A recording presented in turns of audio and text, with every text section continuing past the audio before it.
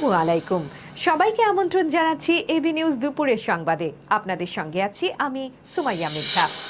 July August আন্দোলনে সংঘটিত মানবতা বিরোধী অপরাধের মামলায় সাবেক প্রধানমন্ত্রী শেখ হাসিনা ও সাবেক স্বরাষ্ট্রমন্ত্রী আসাদুজ্জামান খান কামালের বিরুদ্ধে আজ মঙ্গলবার সাক্ষ্য দেবেন রাজসাক্ষী হওয়া সাবেক আইজিপি চৌধুরী আবদুল্লাহ আল মামুন।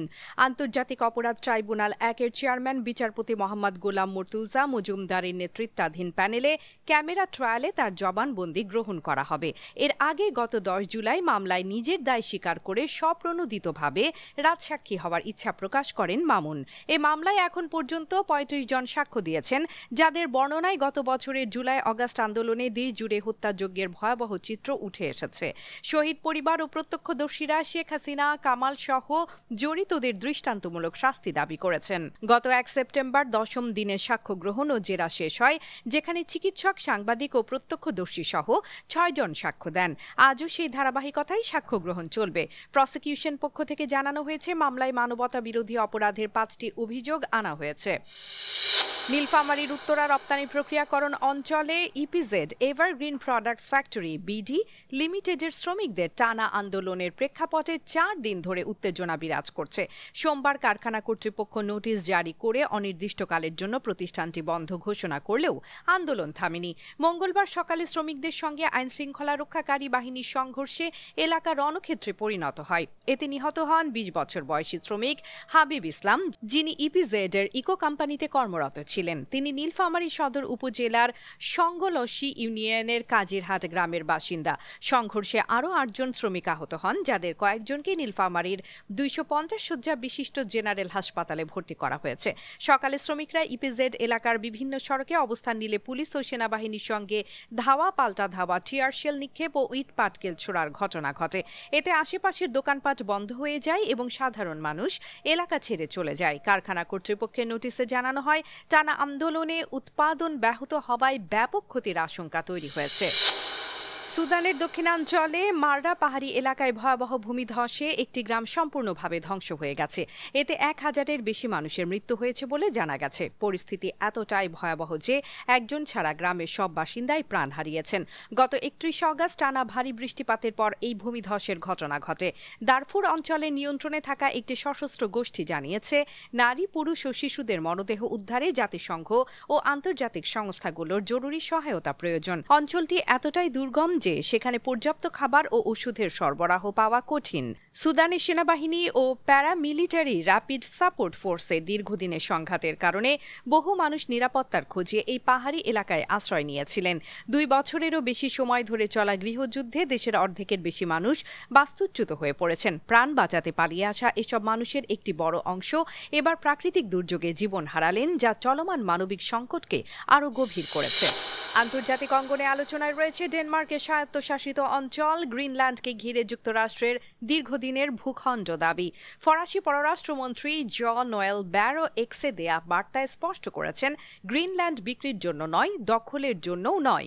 তিনি জানান, 2026 সালের শুরুতে ফ্রান্স হবে ইউরোপীয় ইউনিয়নের প্রথম দেশ যারা গ্রিনল্যান্ডে কনসুলেট স্থাপন করবে। পাশাপাশি সহযোগিতা জোরদারে পার্টনারশিপ ডায়ালগ কমিটি গঠনের পরিকল্পনাও রয়েছে।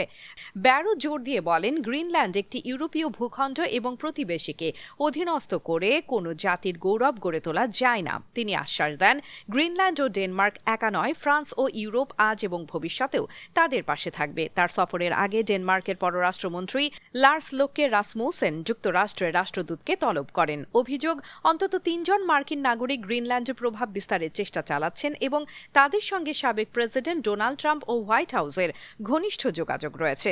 ড্যানিশ সম্প্রচার মাধ্যম ডিআর জানায়, এসব প্রচেষ্টা ডেনমার্ক ও গ্রিনল্যান্ডের মধ্যে বিভেদ সৃষ্টির উদ্দেশ্যে পরিচালিত হচ্ছে। অস্ট্রেলিয়ার অভিজ্ঞ পেসার মিচেল স্টার্ক আন্তর্জাতিক টি-20 ক্রিকেট থেকে অবসরের ঘোষণা দিয়েছেন। আসন্ন ব্যস্ত টেস্ট সূচি এবং 2027 ওয়ানডে বিশ্বকাপকে অগ্রাধিকার দেওয়ার লক্ষ্যেই এই সিদ্ধান্ত নিয়েছেন 35 বছর বয়সী এই বাঁহাতি বোলার। অস্ট্রেলিয়ার হয়ে 65টি টি-20 ম্যাচ খেলে ৭৯টি উইকেট শিকার করেছেন স্টার্ক, যা দেশের ইতিহাসে দ্বিতীয় সর্বোচ্চ।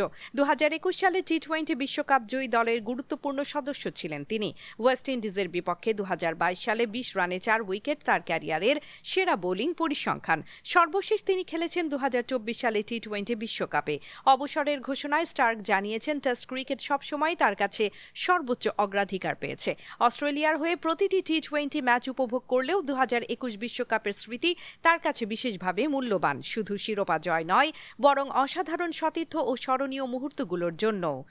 এবার ফুটবলের খবর। ব্রাজিল জাতীয় ফুটবল দলের সাম্প্রতিক স্কোয়াডে জায়গা না পাওয়া নিয়ে সরাসরি প্রতিক্রিয়া জানিয়েছেন নেইমার। তার ভাষ্যে, বাদ পড়ার কারণ সম্পূর্ণ টেকনিক্যাল, শারীরিক অবস্থার সঙ্গে এর কোনো সম্পর্ক নেই। নেইমার বলেন, দলের বাইরে থাকলেও তিনি বাইরে থেকেই সতীর্থদের সমর্থন জানাবেন। অন্যদিকে প্রধান কোচ কার্লো আনচেলোত্তি বিষয়টি ব্যাখ্যা করতে গিয়ে জানান, নেইমার সামান্য চোটে ভুগছেন এবং তাকে নতুন করে মূল্যায়নের প্রয়োজন নেই, কারণ সবাই জানে তিনি কি করতে সক্ষম।